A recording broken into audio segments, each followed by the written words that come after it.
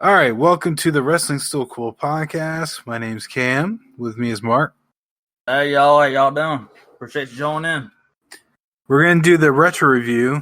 This one's going to be the 2001 WWF Unforgiven from Pittsburgh, Pennsylvania. One of the things that kind of stuck out about this pay-per-view is they had a live singing of America the Beautiful. So I happened to look it up, and this is because it's 12 days after 9/11.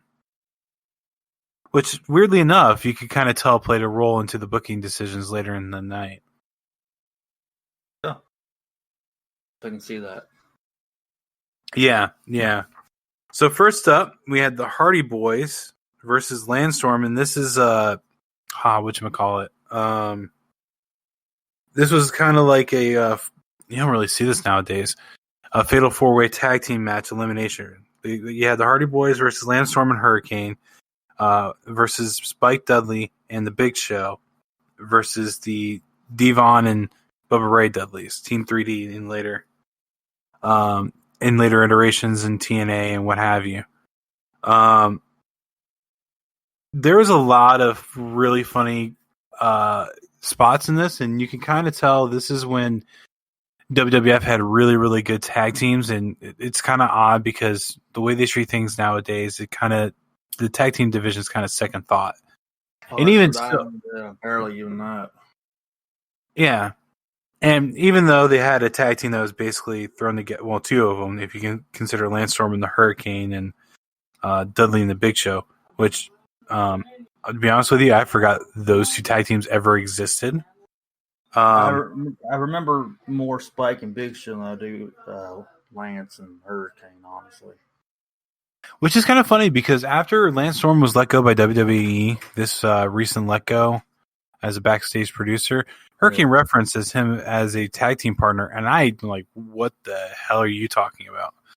Like, I remember Rosie as his tag team partner. I remember Mighty Molly as his partner, and didn't he have like another female partner like Ivory or something like that? I don't recall Ivory. I just recall Molly, honestly. No, it was Stacy, Super Stacy. Oh. Yeah. Any case, there's a part where it breaks down. Everyone's on the outside. Spike Dudley climbs onto the Big Show's shoulders and jumps off and does a dive. That was an interesting spot. And of course, Hurricane and his infinite strength, which I don't know how this Big Show got out of it, but basically Hurricane went for the choke slam. Big Show fought out of it, lifted up choke slam to Lance Storm, and eliminated Storm and Hurricane. There was a reverse of a twist of fate into a 3D. The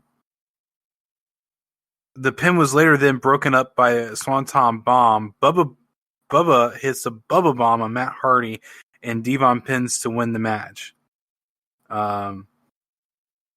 That was a crazy.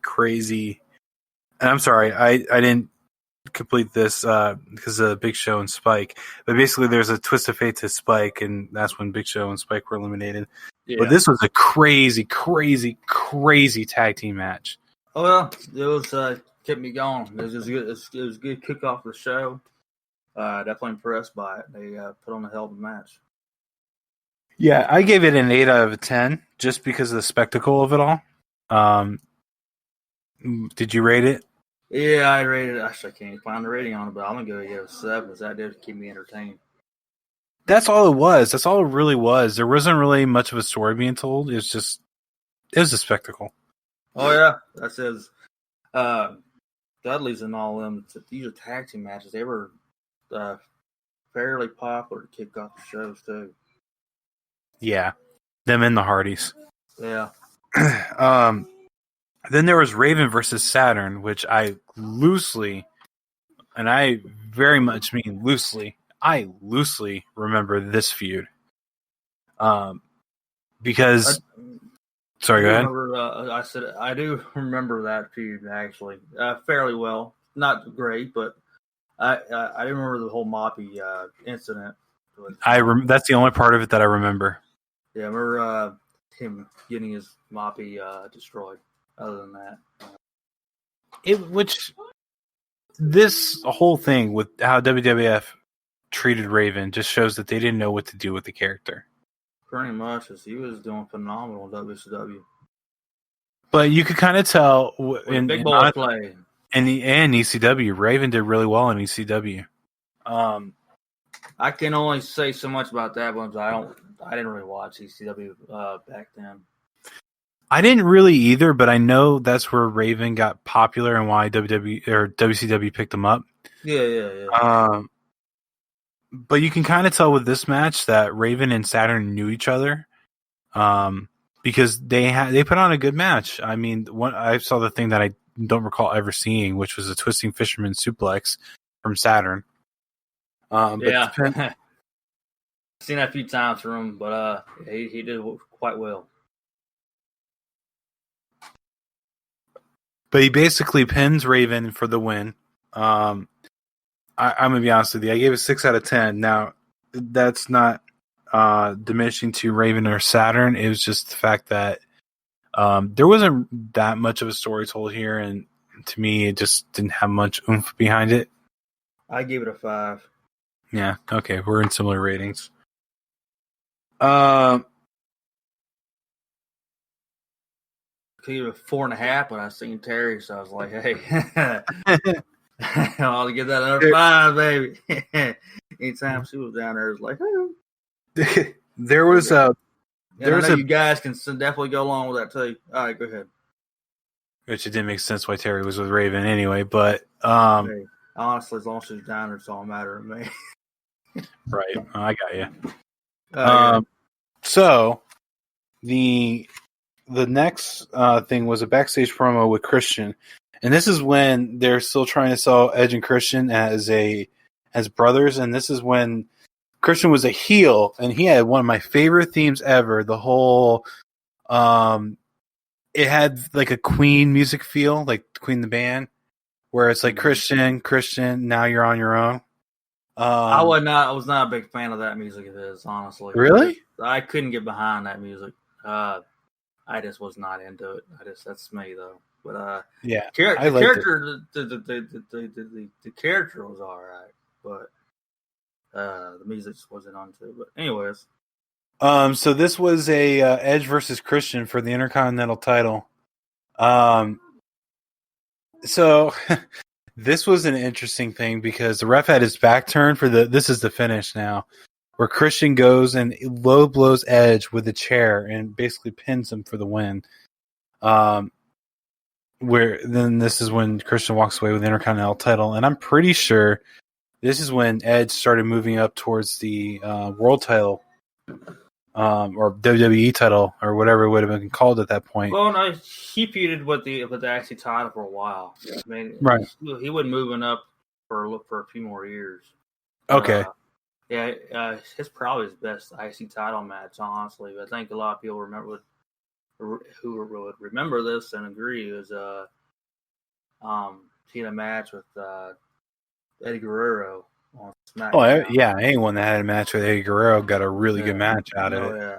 Yeah, that was one of probably the best one he had wasn't back that time frame. But it was a good match. Honestly, I could barely remember this match from back then. So I was thinking, okay, Edge is going to probably win. And I was surprised. So I was like, I just didn't remember it. So I was like, okay, it was a good spot, good moment. So I gave the match a 5.5. Wasn't overly thrilled overall, but it was okay. I give it a 6. Edge and Christian had better matches when Christian came back from TNA. Yeah. And I will never forget this spot when he came back from TNA, but basically Edge would go for the backdrop and Christian would land on his feet, and then when Edge would turn around, he would smack him. They kept doing stuff like that. That's the stuff I liked from Edge and Christian when they faced each other. Yeah. And kind of like with you, I didn't remember this match from when I was younger. I definitely ordered this pay-per-view though, because there's other stuff I remember. What do you think? I know it's going to be easier to answer for Christian, but what do you think their best singles feuds are? Feud, I should not fuse. A feud. Between who? Best, Edge and Christian, what was their best feud outside of each other? Just for one feud that you can think of. Edge would be John Cena. They were definitely opposites in that, and it kind of boosted him up with this whole rated R superstar thing. For Christian, I would say Randy Orton. Well, we both answered for what I've been mine too. Some people say a little differently on certain things for Edge, but I just curious. I mean, what are the other ones you've heard for Edge? Heard a lot. Some people think that I don't know how, but I guess like Edge and Kane were just as good as Cena, if not better. It was a great one. It was a very different one than John Cena. And his feud a little bit for Eddie was. Honestly, I think when they talk about that one, they bring up the match more than the story. Yeah. The only other thing I would add to Edge is probably his best storyline was La Familia. He had a very good feud with Ric Flair. It didn't last very long, but he had a good feud with him too. Yeah, I don't know. But definitely Cena tops. Yeah. Actually, there's probably a feud that I put right under Cena, and that's The Undertaker when they're both on SmackDown. Oh, I was there for that match they had at WrestleMania 24 too. That's like right there at Cena actually. I have to say that one actually, but him and Undertaker had a great storyline. So I'm about to say that's a tie actually. And that ties into the whole La Familia storyline because that was right around the same time he was with Vicky Guerrero. Vicky Guerrero was the GM of SmackDown and got like Hell's Gate banned and a few other things. Yeah. So that's like I said. I knew it was a lot easier answer for Christian, because Christian didn't have a major solo career. So, well, and that really depends. If you're talking about WWE, it's going to have to be Orton. Well, that's what I'm saying. In TNA, I mean, he probably had a few good feuds, mainly with Angle, and I would probably put his best storyline on TNA would have been when he had Tomko and AJ as his two lackeys. Yeah, but I mean that was a good feud. I just kind of still looking at it. Orton being probably the better one, but yeah, I agree that those other ones were good too by far. And do you remember with the whole Orton thing where it was him, it was R-Truth and one other person in the ring, and they're all shooting their conspiracies, and like a Christian kept going, one more match, and I think it was Miz, and then Miz kept saying one thing, and then R-Truth interjects and goes, "Little Jimmy, the hell are you talking about?" Do you remember that? Not off the top of my head right now. Okay, well, that was right at the beginning of his little Jimmy thing. Either way, so the next match was Undertaker and Kane, the Brothers of Destruction, versus Chronic in a tag team and in a tag team championship match. Now, I watched WCW when Chronic was on there, and they seemed awesome. They did not seem awesome in this match. No, they did not. I agree with you on that one. It definitely looked like there was some sort of communication issues or something between them and Undertaker and Kane, because this match just broke apart constantly. On paper, it looked good. But on paper, it looked good. This is one of the matches I actually remember from when I was a kid, because I wanted Chronic to win. I loved Chronic, and I remember watching him like, man, this is hot garbage. Anyway, one of the things I even noted from this match is Chronic looks rough in the ring. Yeah, I did like their theme music. Chronic. I'm sorry, it's just simple, stupid. But anyways, I thought it was I give it a 6.3. There's some good spots in there, but overall, just it didn't grab me. Yeah, you're more generous on this one than me. I put it 5 out of 10. Not too far off. The chokeslam from the Taker for the win but that was on Adams. This is a backstage segment between